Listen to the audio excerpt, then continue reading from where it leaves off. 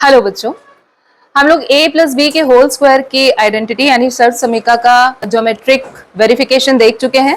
आज हम लोग देखने वाले हैं a माइनस बी के होल स्क्वायर की आइडेंटिटी यानी सर्व समीकरण का ज्योमेट्रिक वेरिफिकेशन। सर्व समीकरण या हमारा फॉर्मूला क्या है? a माइनस बी का whole square is equal to a square minus 2ab plus b square. हमने एक ग्रिड बना रखी है। मान लीजिए ये जो लंबाई है ये है ए इकाई यानी ए यूनिट। ये कितनी लंबाई है? हमें कैसे वर्ग का क्षेत्रफल निकालना है बताइए? ये क्षेत्रफल ही तो है। वर्ग का क्षेत्रफल क्या होता है? भुजा गुणे भुजा। यानी यहां कोई ऐसा वर्ग है जिसकी भुजा कैसी है? ए माइनस बी, यानी ए से कितना कम है? बी। ए से कितना कम है? बी। कोई ऐसा वर्ग है जिसकी भुजा ए इकाई से कम है, कितना? बी इकाई। तो हमने मान लिया कि यहां से यहां तक ये लंबाई हमारी कितनी है? बी इकाई। अब जरा ध्यान से देखिएगा, यहां से यहां तक है ए यूनिट, यहां से यहां तक है बी यूनिट। तो a माइनस बी कितना हुआ? इसका मतलब है इस a में से अगर ये b यूनिट हटा दिए जाएं तो हमारा ये a माइनस बी यूनिट है। ये यहां से यहां तक कितनी लंबाई है? a minus b. यही तो हुआ ना? यही तो हुआ ना? ये लंबाई हमारी जो बची b यूनिट हटाने पर ये हमारी a माइनस बी यूनिट बची है ना। ये यहां से यहां तक a यूनिट है, ठीक है ना? ये लंबाई a यूनिट है और यहां से यहां तक ये हमारा b यूनिट है। क्यों बच्चों, है ना? ये लंबाई हमारी b यूनिट है। यहां से और यहां तक ये हमारी कितने यूनिट है? a माइनस बी यूनिट ये बच गई।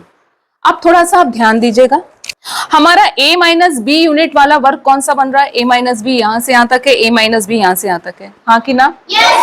यानी ये पूरा वर्ग,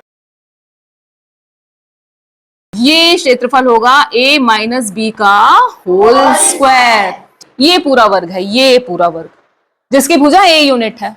अगर इसमें से हम ये सारा एरिया निकाल दें तो हमें कौन सा एरिया मिल जाएगा? तब हमें कहीं जाकर a माइनस बी का, है ना? अब ये हमें मिलेगा कैसे? ए स्क्वायर में से कुछ हटाना है, माइनस करना है। आइए देखें क्या क्या माइनस करना है हमको। ये हमारी हो गई यहां से यहां तक ए माइनस बी यूनिट, हाँ कि ना? अब देखिए ये कितना था, इसको अगर हम मिलान करें तो ये तो बी यूनिट है और ये भी बी यूनिट है। यस और नो? ये भी बी यूनिट है। अच्छा बेटा, अब यहां से यहां तक ये कितनी है? इसको मिलान करिए, ये बी यूनिट है, ये भी, हाँ कि ना? ये भी बी यूनिट है। और जो ये शेष बच गया था, अब ये तो पूरा ए था, ये बी यूनिट है, यानी ये कितना रह गया हमारा? वेरी गुड, ये रह गया a माइनस बी यूनिट। आइए अब पता लगाते हैं कि अब इसमें है क्या जो हमको निकालना है ए स्क्वायर में से, जो हमें माइनस करना है ए स्क्वायर में से। तो सबसे पहले तो ये वाला हम देखते हैं, हमें एक आयत दिख रहा है, एक आयत दिख रहा है ना यहाँ पे। तो इसकी लंबाई है b और चौड़ाई है a माइनस बी। किसी आयत का क्षेत्रफल क्या होता है? लंबाई गुणे चौड़ाई, यही तो होता है ना? तो यानी हम b इंटू ए माइनस बी कर देंगे, यही इसका एरिया होगा, b इंटू ए माइनस बी। बताइए बच्चों, बोलिए। तो ये हमको यहां से क्या करना है? ये हटाना है, एक तो यही हटाना है। अब इसका एरिया हम देखते हैं ये कितना है। ये b है, ये b है, ये b है, b है, यानी ये क्या है? एक स्क्वायर है और इसका एरिया कितना हो जाएगा? b square unit square. जब हम लोग एरिया फाइंड करते हैं, एरिया पता लगाते हैं, तो यूनिट का भी क्या हो जाता है बच्चों? स्क्वायर हो जाता है ना? यूनिट का भी वर्ग हो जाता है। इसी तरह एक ये आयत बन रहा है जिसकी लंबाई a माइनस बी है और चौड़ाई b है, तो इसका एरिया भी क्या हो जाएगा? b इंटू ए माइनस बी, ये हो जाएगा ना? तो ये एरिया भी हमको हटाना है। अब आइए देखते हैं, हमको इसका एरिया मिल गया, ये हटाना था, इसका एरिया मिल गया, ये भी हटाना था और इसका एरिया भी हमको हटाना है। यानी ए स्क्वायर में से हमें जो भी माइनस करना है वो इस कर्ली ब्रैकेट के अंदर लिखा जाएगा। आइए लिख लेते हैं।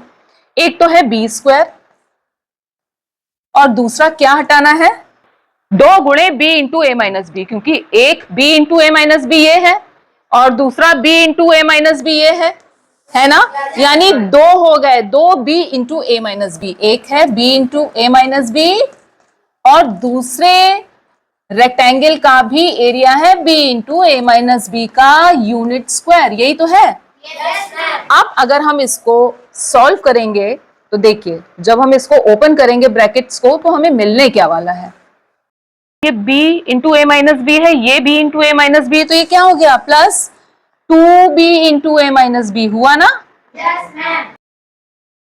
अब देखिए यहां ये ए स्क्वायर में से हमको क्या क्या हटाना है वो देखते हैं। ये बी स्क्वायर, अब हमने इस ब्रैकेट को ओपन किया, इसको खोला तो 2 और बी दोनों का ही गुणा यहाँ ए और माइनस बी में हो जाएगा ना।